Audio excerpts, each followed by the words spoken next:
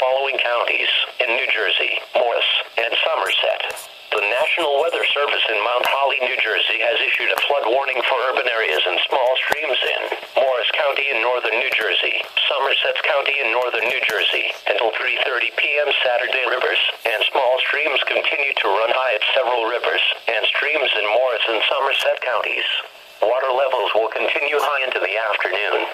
Rivers and streams affected include the Lamington River at Burnt Mills, the North Branch of the Raritan River at South Branch, Pike Run at Bellmead, and the Millstone River at both Griggstown and Millstone.